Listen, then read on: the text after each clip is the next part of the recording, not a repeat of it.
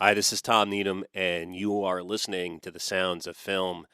And boy, it is a pleasure to have on the phone with us today legendary director Alan Rudolph. He's going to be speaking about one of his films today, Breakfast of Champions. The film is celebrating its 25th anniversary, and it's playing in theaters again in November.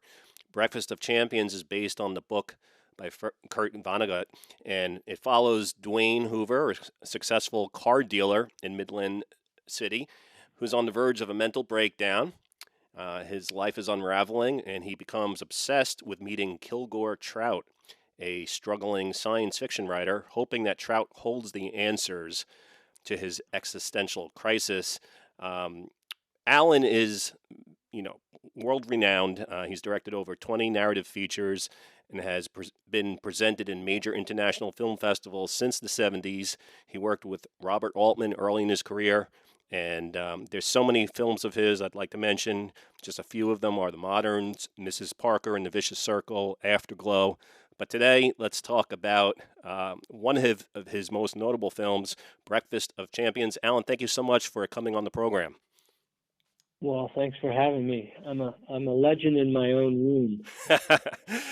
Well, it's so interesting. This film is having its 25th anniversary. It's one of those titles that people are very familiar with. Breakfast of Champions. Many people know the book, but some people are going to be seeing this film for the first time. Um, this film is unique. Why a 25th anniversary special screening? Well, I was surprised too. Normally, films that have revivals are ones that people actually saw, and that isn't the case here. Um, the root of this might get us up to the present. It's actually in my life now, and this is all kind of new to me. I think I only knew about its actual re-release in theaters for a few months.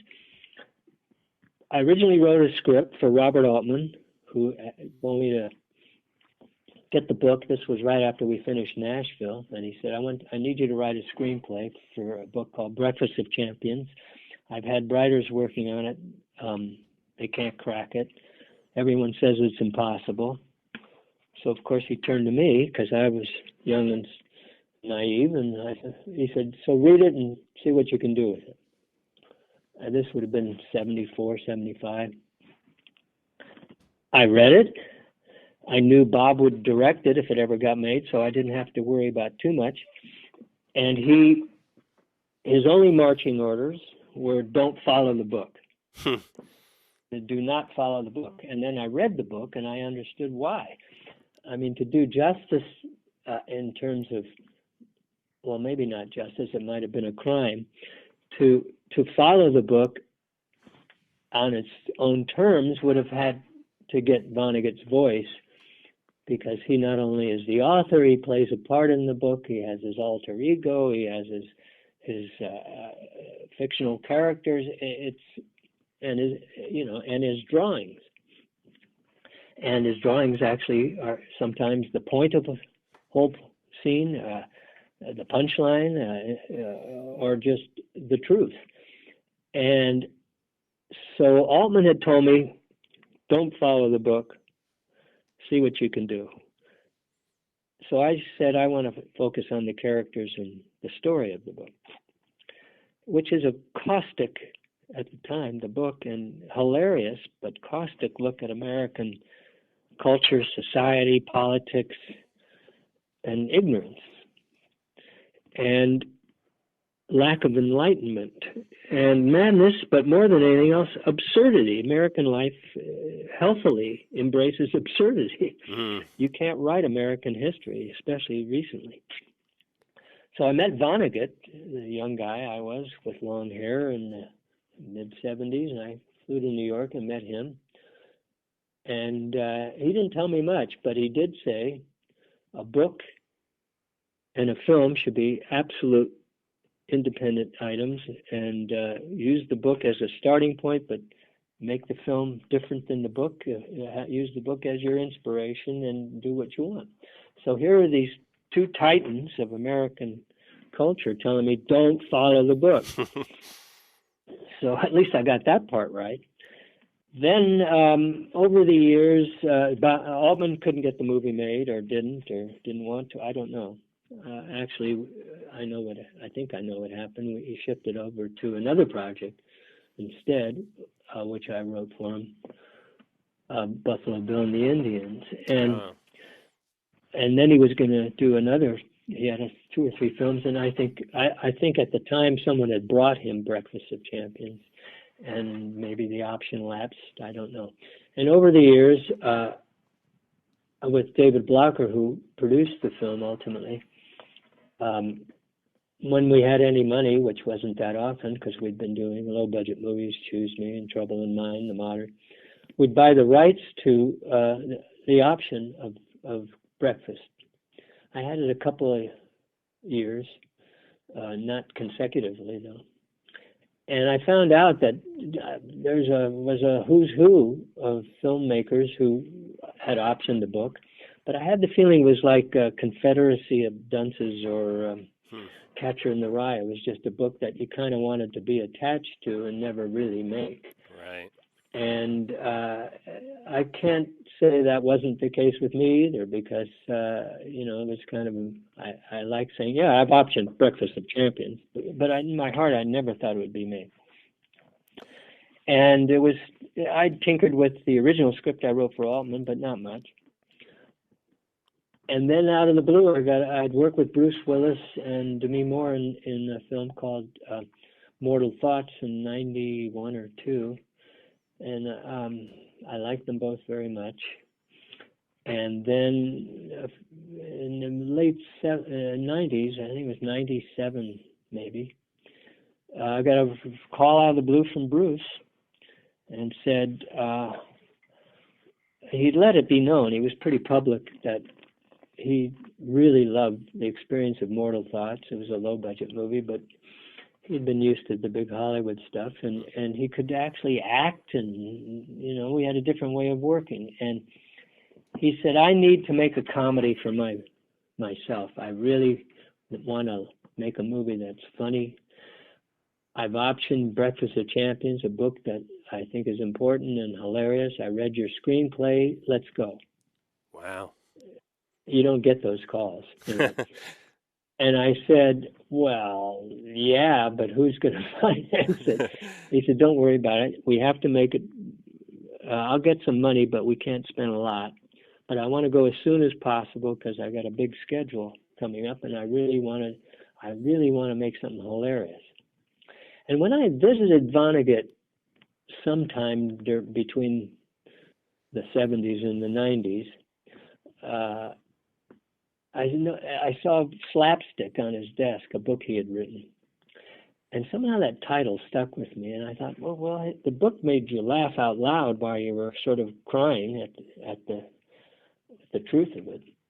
And and Bruce sort of wanting a comedy, and I wanted to make something funny, but outrageously so. And I thought at the time, American public wanted somebody to pull back the screen and tell it like it was, even if it was in a over the top way, but just to show what's underneath what we're being sold as a society, which was not based on truth. Right.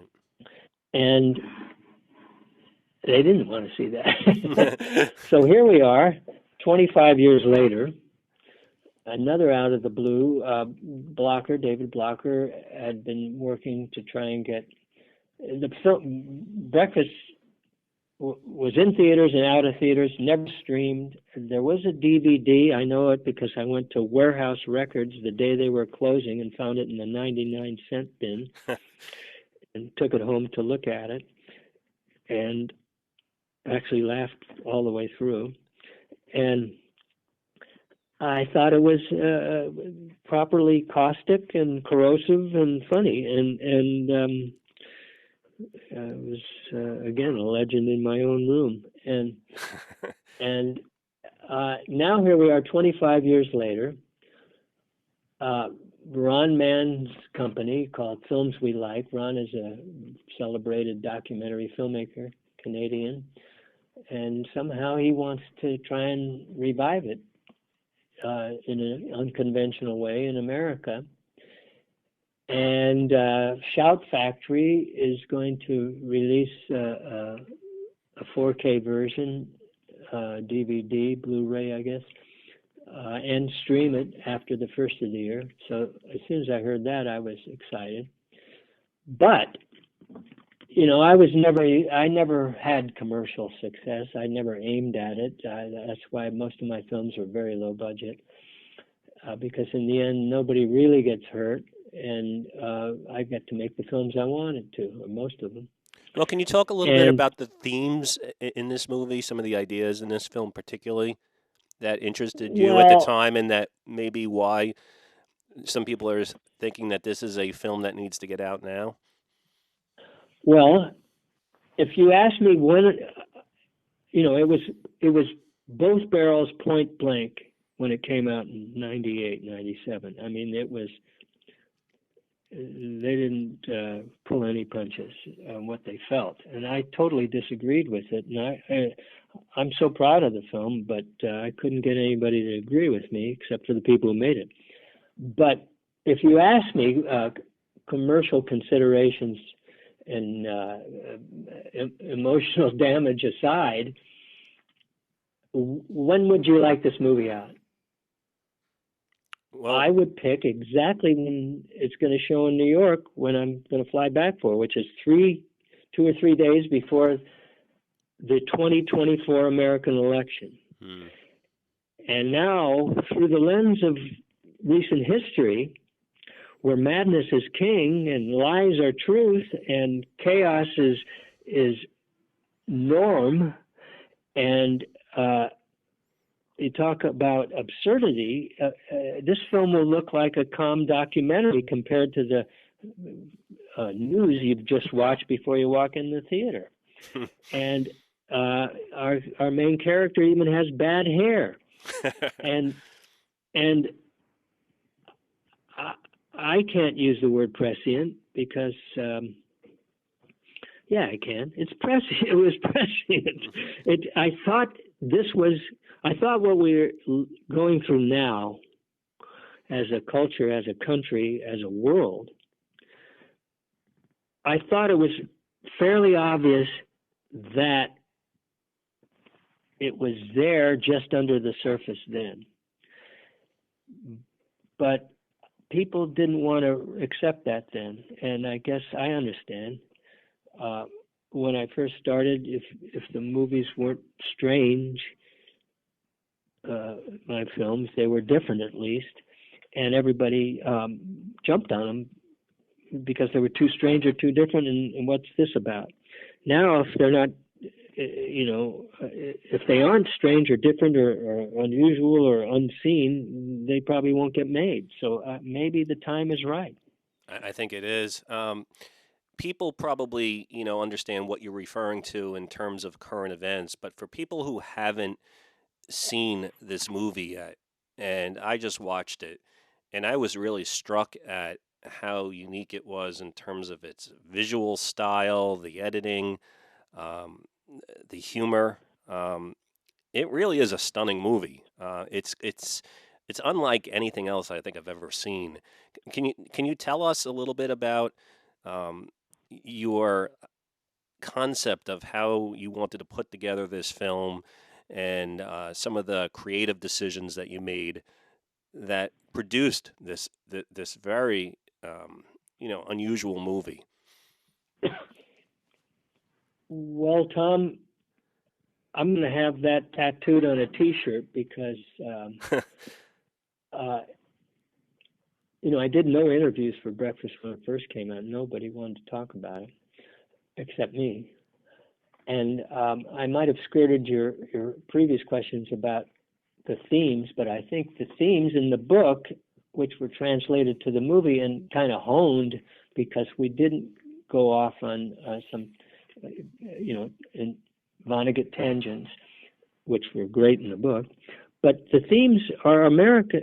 This American syndrome of success and advertising. I took as the point of the spear that is attacking the only precious thing every individual has, and the one fragile thing that's under attack from the moment of birth, which is your own identity. Mm. And advertising replaces your identity with their version of your identity. So you'll wear these and look sexy, drink this and stay young until you're no use to them in the next generation. Well, and that's what there was no social media at the time. There was no internet, obviously. Right. And advertising was really the enemy to me. Always has been. I don't know why. It's because it sells you a version of something that you want without telling you the truth of it. And Bruce's character is, like I say, every politician who ever ran for any office, skirting the truth, self-aggrandized, and then without a spark of identity, really their own. And if they question themselves, most of them don't have the facility to bring it up, so they look for answers elsewhere. And our guy looks for answers elsewhere and gets it from someone who speaks nonsense but tells the truth. So all of that, to me, just keeps coming back to this absurd life of ours. And what we accept as truth, or now it's alternate truth, or misinformation, disinformation, whatever they call it. And you can't untie it from politics now, because politics is total entertainment for the world, American politics. It's deadly entertainment, but there it is. And it does everything but tell you what you want to hear, which is, here's how I'm going to fix it. It's who can tell, who can flirt with the truth without telling it, is basically the essence of political life in America. And it's weird, because I almost have to behave as if this film was made a few years ago or last year to talk about it, but to go back into the rusty mind of mine and tell you why or how it happened then. It's the first time I had used visual effects. I could never really afford them. I did one studio movie. There were minor visual effects, but if this movie had been made today, it might have all been visual effects. I wouldn't have made it, though, CGI or whatever it is. But at the time, we had a visual effects person who was just starting out. We had very little money, and we talked about how to make these things not spectacular, but just how it feels when you experience it. So you hear a guy's name, it goes straight into your ear, and his name goes into your ear. And when you're not feeling stable, you walk across a parking lot and that was in the book too. The parking lot shakes, but advertising was the subplot and theme of this movie, which is Dwayne's wife, Barbara Hershey character, in the book had committed suicide before the book by drinking Drano. And I didn't want that. I wanted her to be the result of someone who completely emotionally, literally took advertising as real, because her husband's on TV 50 times a day and never home. And she may or may not be alive during these scenes. I mean, she may just be a ghost. I didn't emphasize that, but that's the way I looked at him. And Elliot Davis, who was the cinematographer, and I had worked a few times before. We actually did Mortal Thoughts together. And one of the things Bruce said when he called me, he said, "Can you get Elliot?" And I said, "I think so."